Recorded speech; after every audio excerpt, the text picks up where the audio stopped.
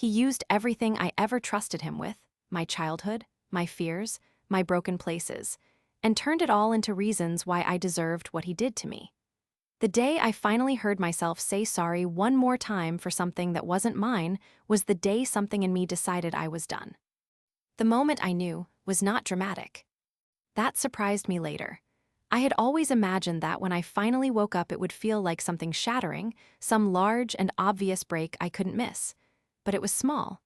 It was me, standing in the kitchen on a Sunday morning, saying sorry for burning the toast. Not sorry I burned the toast in the automatic way you apologize for a minor inconvenience. Sorry in the voice I had developed over 4 years, the smaller, dipped, preemptive voice I used when I could tell the air in the room was wrong and I needed to get ahead of whatever was coming. Sorry in the voice that was already managing him before he had even responded. He hadn't said anything yet. He was just standing there looking at the blackened bread in the toaster, and I was already apologizing. And I heard myself. I really heard myself. Like I'd stepped outside of my body for a second and was watching from a slight distance, and what I was watching was a woman apologizing to a man who hadn't spoken, for toast. I stood there very quietly for a moment, and then I thought, how long have I been doing this? The answer, when I found it, took the floor out from under me. His name was Garrett. I met him when I was 30 and he was 35, and I was in a period of my life that I now understand, from the outside, was one of considerable vulnerability.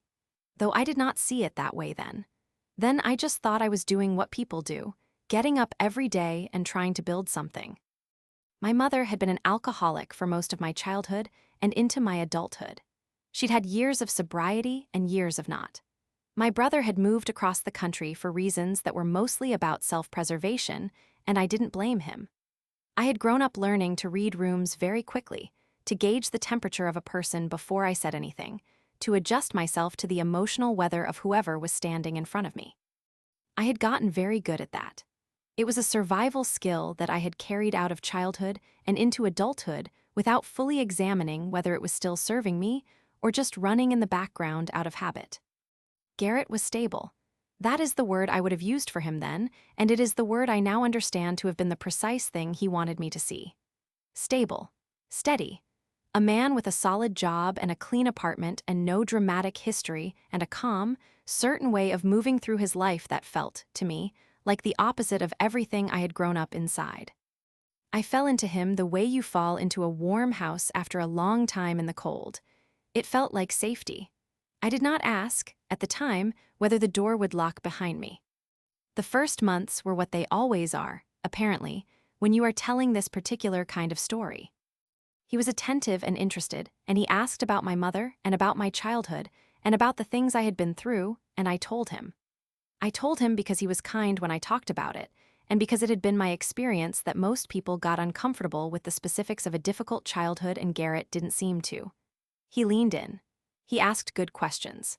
He made me feel like someone who had survived difficult things rather than someone who was defined by them. Looking back, that was the moment I should have looked more carefully, not because being heard is bad, but because the quality of his attention had a slightly acquisitive edge that I was too relieved to notice.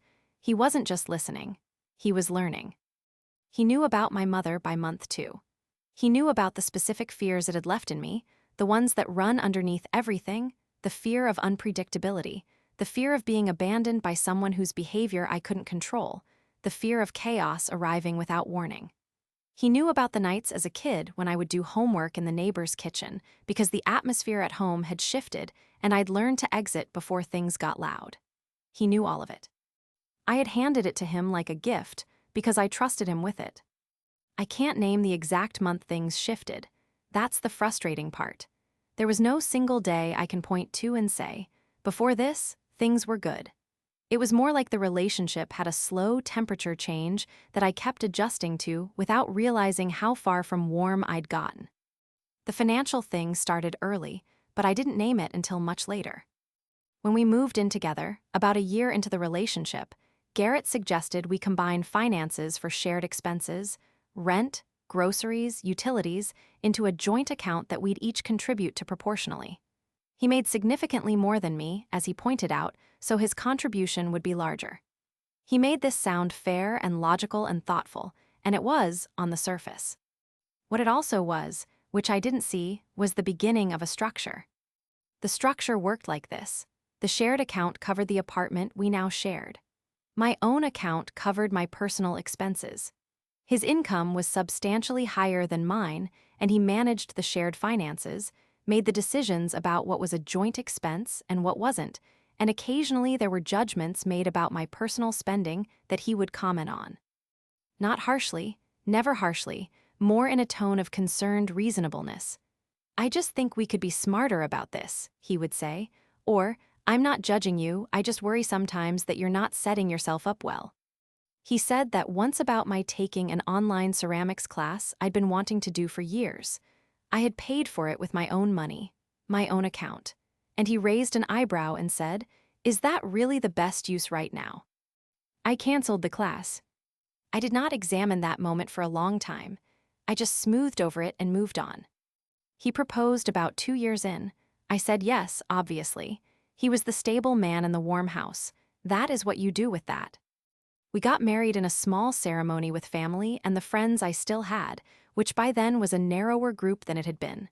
Not because he'd told me to stop seeing anyone. He hadn't. It was more that certain friendships had become difficult to maintain. He had opinions, careful, reasonable-sounding opinions about certain people in my life. My college friend Maya, for example. He found her chaotic. He said this gently, as an observation, framed as concern for me. "She seems like a lot, and I know you already carry a lot. I just wonder sometimes if she adds to your stress."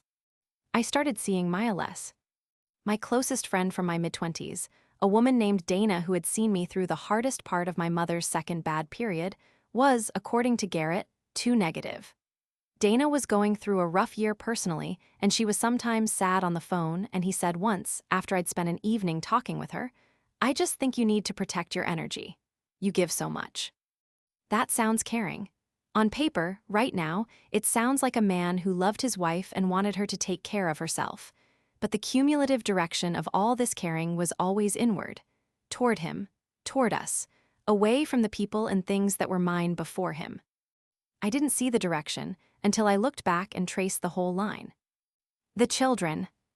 We had a daughter, Ren, and a son, Noah. They came in the first 3 years of the marriage, and I loved them with the kind of love that rearranges your whole understanding of yourself. Having children also deepened my financial dependency on Garrett in ways that I had not fully reckoned with before they arrived. I had worked before the kids, a graphic design role at a small agency that I genuinely liked. The understanding, which I had agreed to, was that I would take time off for the early years and then return. This is not an unusual arrangement. This is what a lot of families do. The problem was that as the years passed, returning kept becoming the next thing rather than the current thing. Garrett had reasons. The kids needed consistency. Childcare would eat most of my salary anyway, when Noah was out of diapers, when Ren was in school, when. And each time I raised it, he was so reasonable, so concerned, never controlling, always collaborative. He would say things like, "I just want to make sure we're making this decision together." And we would talk about it, and I would hear myself, in the talking, becoming convinced that waiting made sense, that he was right, it wasn't the right time yet. I had stopped working entirely and had 2 small children and no income of my own, and was fully financially dependent on a man who approved or commented on every purchase I made. I had become a woman I would not have recognized at 25. The trauma leverage, I want to talk about this carefully because it is the part that was hardest to see and hardest to explain. When we argued, which happened more as the years went on, Garrett had a particular technique. He would take the specific landscape of my history, the chaos, my mother, the unpredictability, the fear-based hypervigilance I had carried out of childhood, and he would use it to explain my response to whatever was happening. If I said I felt controlled, he would say, "I think you're responding to your childhood dynamic, not to me." If I said I felt like I was walking on eggshells, he would say, "Ren, your mother created that feeling in you. I know you can't always separate it from this." If I said something he did it hurt me, he would say, "I hear that. I also think you have a trauma response that gets activated easily and makes things feel more threatening than they are." He was not entirely wrong. I did have those responses. They were real. The childhood I described to him had left real marks. And when you have real trauma responses, it is genuinely hard to know, in the moment, whether what you're feeling is the past or the present, whether you are accurately perceiving the room or whether old fear is coloring it. He had found the perfect place to plant the seed of doubt, right in the middle of the thing that was most real and most mine.